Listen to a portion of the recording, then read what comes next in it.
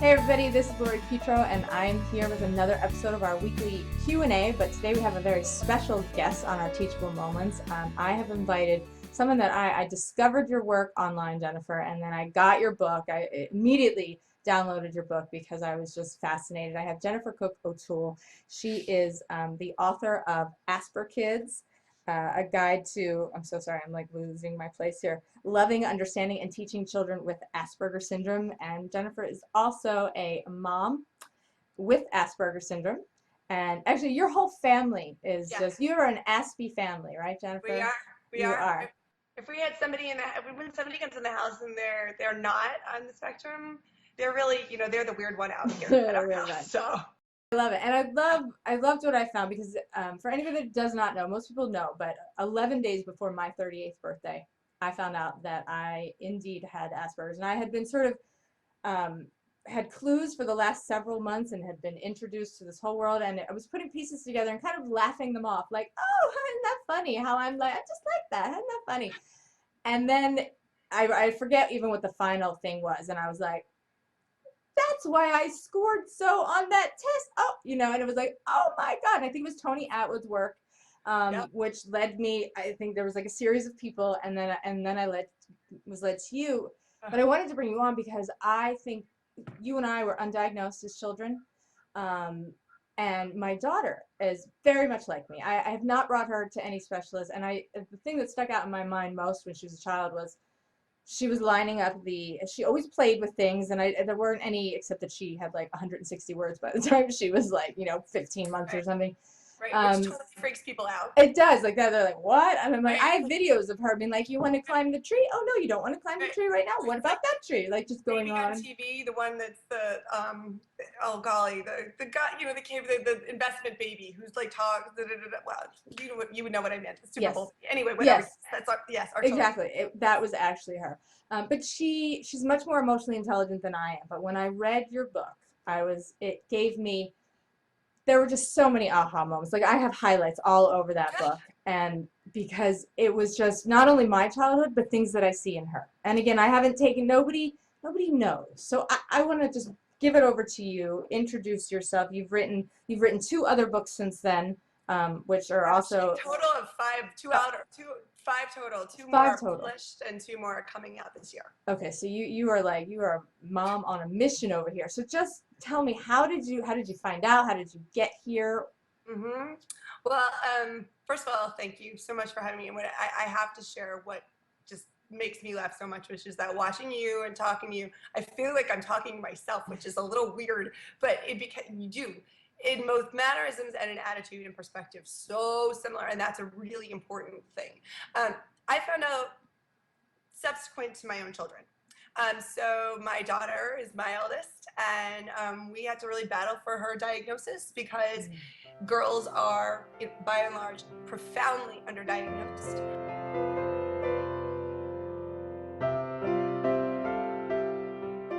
And right, Still. oh yeah, that's one of my main passions. I'm actually going over to England on my second book tour there this fall to speak for the National Autistic Society about at their Women and Girls Conference because because it's so important, because it's sort of like the red dress campaign for heart disease, that so many women die of heart disease because we're looking for men's symptoms, and it looks a little bit different in girls. Asperger's does, but it's just as real. And actually, if you know what you're looking for, it's just as prevalent. It is almost an exact 1-to-1 ratio, but it's just that it's so profoundly underdiagnosed. Yeah. Really? So, so our daughter was diagnosed first. She was about to turn 7 at the time, and then our son, her little brother, and then my husband, and then me, and then our Wow. littlest guy. Yeah, our littlest guy. So right now we've got 10, about to be 7, just turned 4, and 41 and 37. But ours were same, right about the same time as you. So 2.5 years ago, 2.5 years ago. Yeah. How about So that? yeah, and it was such a profound relief. One of the common questions I get is, should I tell my child? Should I tell this, or does it? Oh Lord, yes, because we already know we're different, and what happens is that if you don't know the reason, you attribute false reasons. Well, I'm Mm. just this, I'm just that, and none of those justs are good, that we stick in there, we plug in. And so Yeah, and it hits the self. It's not really, they take that in as about like, I'm wrong, I'm bad that's instead right. of. That's right. And there are real dangers, then, because then you have a much higher level of clinical depression. And as the kids grow, eating disorders among girls, it's a classic ASPE red flag, but we don't know that. We're not taught that. There's a much higher percentage of girls who experience relationship violence, who are on the spectrum. And again, it's the undiagnosed because we don't know what's really up, and so you kind of take whatever's thrown at you. And then the boys, you'll see, there's a huge, well, women too, but a disparity between your academic prowess and your professional success. And again, it all kind of rolls backwards to you think, well, then I just must think, what's the matter with me? Right. And so that's sort of the difference. But yeah, no, that's basically schools didn't know what to do with my daughter, who was reading on a college level, yet couldn't really negotiate or collaborate well enough with the other kids in the class to say have her reading group put on a play. And how do you deal with that? And they would question everything else, until we finally came up with the answer. And even at that, it took a while to convince them that what they were seeing was Aspergers, in fact. So did you know about Asperger's beforehand? Because were you a special educator? Were you in special education? Did you know about this? And you know what? I was a teacher, and I was in It's another thing that we share because that's what yeah, that's what no, my degree is. I was a teacher, I was a social worker, but I was not a special educator. However, Okay. just by by providence, the kids that I got a lot of kids who were both really gifted and seemed to have some quirks, and and then kids with real learning challenges, which they thought meant that they were not so smart, which was not the case at all. No, so did I know about Asperger's? I thought maybe I did, but I didn't until I started doing I started doing research, for my daughter, really, and it was sort of it led me there eventually. Honestly, we did an IQ test for her for private school, and her there's often a disparity between problem solving ability, the two parts of your IQ, and one is basically problem solving. That's nonverbal, and that sounds like it's like math, like from our SAT days. It's not. It just means problem solving. Right. And your verbal, and they should Some be of that. no more than 5 points apart, and hers were almost 40 points apart. And Wow. so, despite the fact that it was hitting mental levels, that's problematic. But schools wouldn't do anything to support that because she's still too bright to warrant any special. Right, exactly. So long and the short of it, in 2 years, she was in 5 classrooms. And it's because they would bump her back and forth. They didn't know what to do, with a child, like I said, who was sort of functioning. I call it like emotional jet lag, social jet lag. Yeah. And they didn't know what to do with that. And they would say, oh, well, it's just this. Oh, well, it's just that. And eventually I thought, you know what? I'm just going to teach her myself for a little while and see.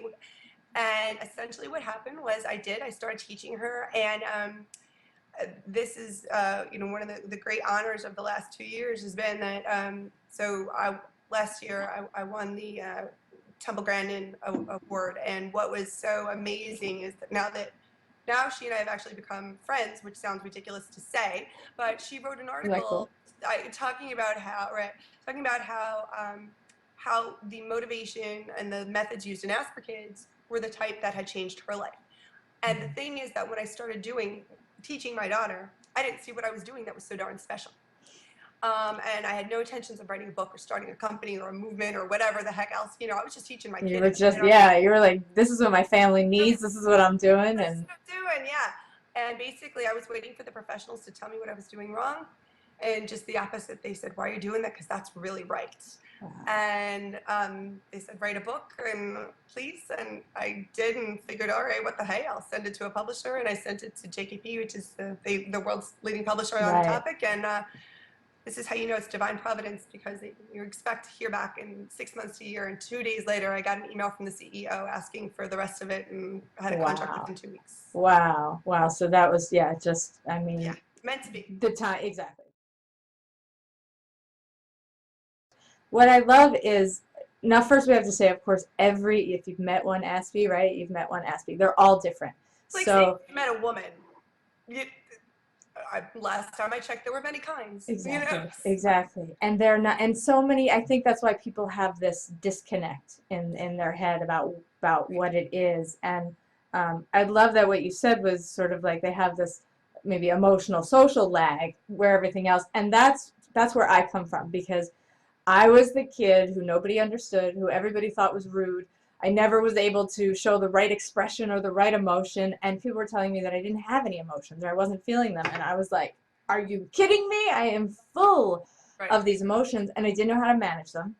Yep. So I kind of come in from this emotional aspect, and I really want to help people shift that. But what I love about your book is that you give all this practical information about how to get your child, and really whether your kid is an Aspie, sensitive, gifted, it all overlaps. They're all dealing with so much Totally. of the same thing. And when It we really have is. yeah, and when we have so many kids that are identified as one of these groups, sensory processing, whatever it is, anxiety, all this stuff, they can all benefit from this. But the one thing that I love, there were many things, this is just one, was when you talked about, I'm thirsty. The question, I think it was, I'm thirsty. And it was like, your child would leave it at that. And my daughter will do that. Like she'll name a problem. Right. And then I'm looking at her like, there's the kitchen, honey. And there's but it's, explain that, because you said there's a disconnect there. There's something really going on. It's not that they're lazy. It's not that they don't want to. It's not that they think you're there, should do everything for them. Please, Jennifer, tell us Well, what that really is. yeah,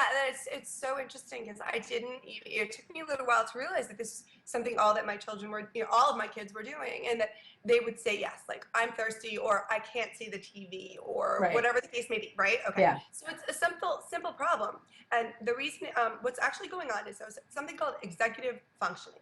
Executive functioning is really like, think of it as the CEO inside your brain that's saying, I need to do this, and then this, and then this, and then this. It's problem solving, and it feeds into how you order your thinking and your behavior in order to solve whatever problem you have. Yeah. But first, you have to actually identify what the problem is, right? Okay, that's what you're hearing is step one. You're hearing them saying, this is my problem, I can't see, or I'm thirsty, whatever. But then it's not going past there, Right. because their mental organizational skills aren't in the same place. And so when they're saying, excuse me, I'm tired, or I'm upset, or I'm probably not that, I'm thirsty, I'm hungry, two things. First of all, you might need to help them elicit a problem solving, response. So, okay, you're thirsty. What should you do about that? Instead of, because generally what I'll see is adults will jump in, oh, would you like a drink? You just solved the problem. Right. You just told them what the answer was and solved the problem for them. That doesn't actually help. Right. But Or getting upset with them for not doing it themselves doesn't help, because then they're like, oh, what did I do wrong? It's that that's right. the So sequencing is not there my for latest them. book that just came out, which is called the Asperkid Launchpad, it's based on the theory, which I talk about some in Aspergers as well, but a Montessori theory of the prepared environment. Mm-hmm. But it's this, I have to say, it turned out beautifully, and I don't take pictures, so I can say that the pictures are gorgeous. It's like real simple meets Aspergers. It takes 38 steps to get a glass of orange juice. Wow. And yeah. You And think it's just a couple. Most parents would be like, oh, you go, you grab it, you pour it, and you're done. Now, my 2-year-old, because he's the youngest now he's 4, but when he was 2, because we have, in the way that I describe in the Launchpad, set our kitchen up so that they can be independent and reach and get whatever they need. Mm-hmm. If he says to me, I'm thirsty, I'll say to him, okay, what could you do about that? And then the light bulb goes on, oh, I could get a drink, right? Yes, you could, right? Yes. So, but then he's able to do it. Because, see, so many parents don't realize that they've set up a physical environment where the child can't actually get and access the supplies that they need to become more independent. And the feeling that you create just in learning how to pour a glass of orange juice, I know it sounds like the silliest thing, but it's that self-sufficiency, which will later on translate to homework and friendships and marriage and job and running a household. It's all of those things, and it begins with something as simple as that. Awesome. Yeah, it's really about, so you give them the support and not just expect them to kind of like assimilate the answers or the problem solving. Right. It's really like you need to walk them, back it up. Reflect it back. Stand there like I'm a mirror. It's that you're thirsty. what can you do? Right. Instead of supplying the answer or the materials, it's okay. And then. I mean, Right. we were over at a friend of mine, and she kind of thought she got that idea and went, and she was, oh, well, that's up too high for her son to reach. Well, first of all, yeah, that could have been arranged beforehand, but so it wasn't. All right, so what is he going to do? I asked him, and he started to go get a chair, and it was precarious and dangerous. And I was like, okay, but rather than go, which parents are apt to do, right? Why do you think that is a good idea? Are there any reasons it might not be a good idea? And this is a child who is autistic, not, Aspie. I know it's all on the spectrum, but whatever, Right. So, and I'm leading him through the same problem solving, analyzing the environment, analyzing the pros and cons. What do I do? What do I not do? Why? Because it's only by doing that he's going to then able to see the patterns that he can apply and the strategies that he can apply in other situations in his life and not put himself in danger. So I love it. And I want to pick up what you said on patterns, because patterns are, I think, a big thing. They've always been a big thing for me. My daughter loves patterns. I love patterns, strings of numbers, patterns, yes, and everything. That's kind of how I make sense of my world. yep, But it's almost like having the pattern, and then they need to practice the pattern. They need to do it repetitively. Like some kids may pick up on it easier, but I think that it's so important to notice when a child is struggling that they need more support in that, and that executive function is not going to work if we're stressing kids out, if we're standing over there, or if we're reacting to them like, oh my god, don't do that, you're gonna fall. It all affects that. Well, that's the thing, and I think that when adults sort of parallel, if we were in the same experience, if you had your mother or your boss standing there going every time you almost did something that we all don't, with the micromanaging, if that's what it feels like, right? You're so afraid to move, that's what happens. Or you just become dependent on somebody else, and then why should you bother? exactly. And that, I think, is a big one. Oh yeah, but and you'll forgive me as I sip, I'm getting over a cold, but that's what you were saying, about the kids sort of just needing that support. Kids want to please.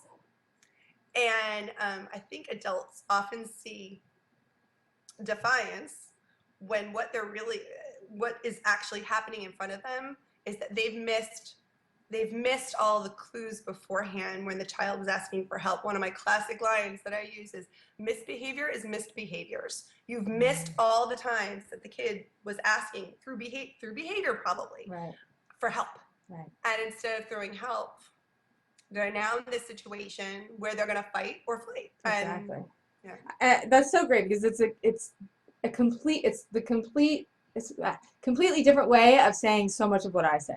Because the missed behavior I love, because behavior to me is communication. Here's my behavior showing you what I need here. If we don't address that, it's going to get right to that fight or flight place, because they get shut down. And I think that kids, and tell me if this is true, because again, I'm still learning, and you've got a household and lots of books to back you up here, but anyone on the spectrum tends to have more anxiety, maybe a little bit of a lower threshold for the change and the transition. Although I also love it, what you say in your book, is that we also have these super capes that allow us to really handle pressure and stress. Like, I'm always anxious, but I am darn good when I need to get things done, or when there's a problem. So it's such an interesting dichotomy. And people, I think, don't honor that sensitivity, the sensitivity to situations, but also that stamina.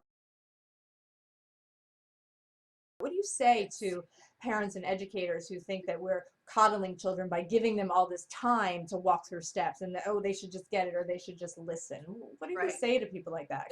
There's a couple of things. One of the things is that, folks on the spectrum basically live, and on the spectrum, extend that to people, like you said, anybody who's got any sensory issues, ADHD, anything like that. Gifted. I find gifted people to be it's so close to the same. Because a vast amount of those who are quote unquote gifted, that mensa population, again, we're talking about, right, that uber bright, are Aspies in disguise. I mean, that's really that's what's going on, and that's what was told to my parents. She's just too smart for her own good. What? That doesn't even make sense. Yes, exactly. Yes. What is that? That's no. It's like living life with the volume turned up. That's what I say. And I don't mean the physical volume, although sometimes. Some It's people the have that too. emotional volume. Yeah. One of the things that used to get me was my mother would tell me, you're oversensitive, you're hypersensitive. That's such a, that's a judgment I will never allow to be used, because that is a real feeling. And when you are feeling, we live in a constant state of varying levels of anxiety. It's funny, I didn't know that Dr. Grannon was saying the exact same thing, but she does, and that's really what it is. And that most of what throws us off and causes us to fail is caused by anxiety in one form or another. Yeah. So you can sit there, and let's say that you are someone who is truly afraid of planes. I mean, flying, like truly profoundly phobic. I can stand there and yell at you all I want. It's not going to make you feel any safer. I wrote an article. It's if folks just Google O'Toole and stuffed allies and dignity. It's an article that I wrote for the Autism Society of North Carolina, and it's about respecting the role of anxiety, because that's exactly what it is. When you support someone through the feeling of fear, you will be amazed, both educators and parents, at the profound change. And one of the number one ways to do that, and again, everything you're saying, I completely agree with, Lori, because I jokingly say, but AK Aspergers, but AK for all kids, because there's nothing. Folks will frequently say to me, well, that's a good point. It would really apply though to any kid. And I'm thinking, well, we're not talking about people with 3 heads. We're talking about people, right? Right.